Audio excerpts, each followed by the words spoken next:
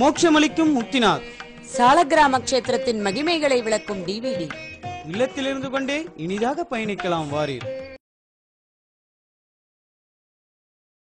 இஷ்டஹ விசிஷ்டஹ சிஷ்டேஷ்டஹ சிகண்டி நஹுஷோ விருஷஹ க்ரோதஹ க்ரோதகிருத்கர்த்தா விஸ்வபாஹு மஹீதரஹ. 318வது திருநாமம். ஓம் மஹீதராய நமஹ.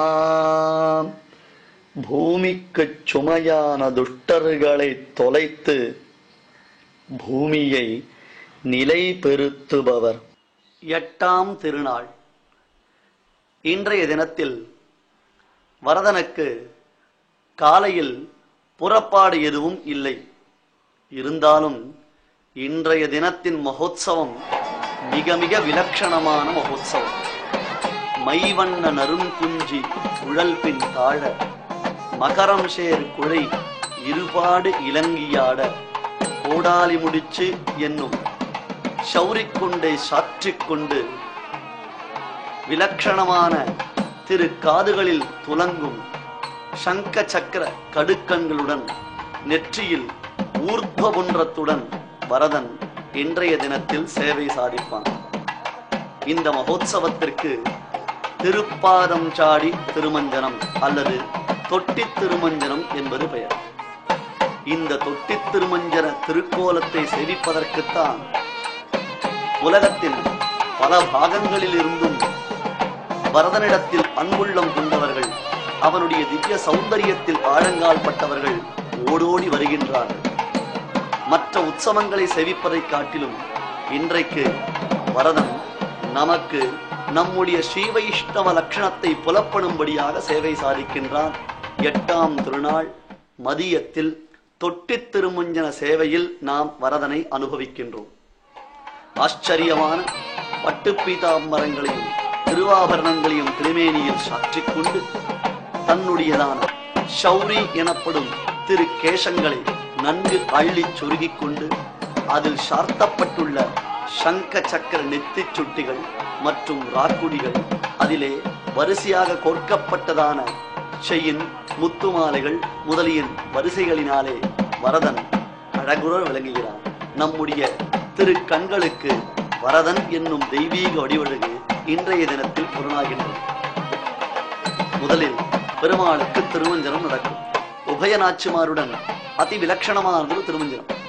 அந்த திருமஞ்சனம் முடிந்த பிறகு பெருமாளுக்கு இந்த திருவாபரணங்கள் அனைத்தும் சாற்றப்படுகின்றன. அனிமேஷ தரிசனீயம் என்பதாக பிராட்டிகள் இருவரும் திகழ, இவ்வளவு அழகா நம் வரதனுக்கு இப்படி அழகா?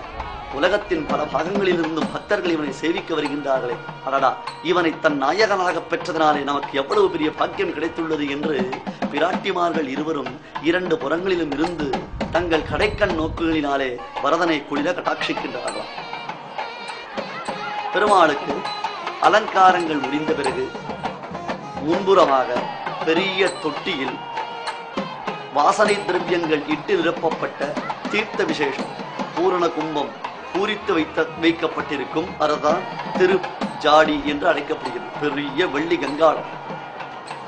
பூனி தொழுவினில் புக்கு புழுதி அடைந்த பொன்மேனி என்ற பெரியாழ்வார் தம்முடைய பாசுரங்களில் கிருஷ்ணரை நீராட்டத்திற்கு அழைக்கின்றார். கார்மலி மேனி நிறத்து கண்ணபிரானை யுகந்து என்று கண்ணபிரானுடைய திருமேனி அழகில் ஈடுபட்டு யசோரை பாவத்தில் பகவானுக்கு திருமஞ்சனம் செய்வதற்காக பெரியாழ்வார் அழைக்கின்றார். அந்த சமயத்தில் தான் கடாரத்தில் பூரித்து வைத்தேன் என்பதாக காய்ச்சின நீருடன் நெல்லி கடாரத்தில் பூரித்து வைத்தேன். நெல்லி மற்றும் பரிமளங்கள், வெட்டிவேர் முதலானவற்றை சேர்த்து பெருமாள் திருமேனிக்கு பாங்காக அவன் தீர்த்தமாடுவதற்கு வசதியாக தீர்த்தங்கள் அங்கே நிறைக்கப்பட்டிருக்கின்றன. அந்த தீர்த்தத்தில் பெருமாளுக்கு திருமஞ்சனம். மற்ற நாட்களில் பெருமாள் ஒரு ஆசனத்தில் எழுந்தருளிருக்க அர்ச்சக பரிசாரக சுவாமிகள் சங்கதாரை பத்மதாரையின் மூலமாகவும் கலசங்கள் மூலமாகவும் திருமேனியில் தீர்த்தம் சேர்ப்பார்கள்.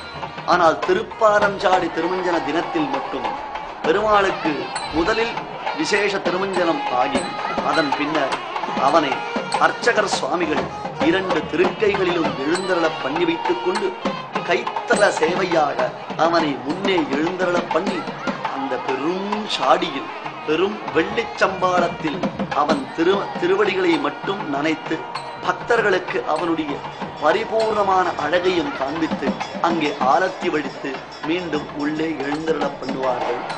இது ஒரு விசேஷம். காலையில் மாலையில் குதிரை நம்பினான் மீது வரதன் ஆரோகணித்து எழுந்தருளுகின்றான். குதிரை வாகனத்தில் வேடுபரி உற்சவம் நடக்கின்றது.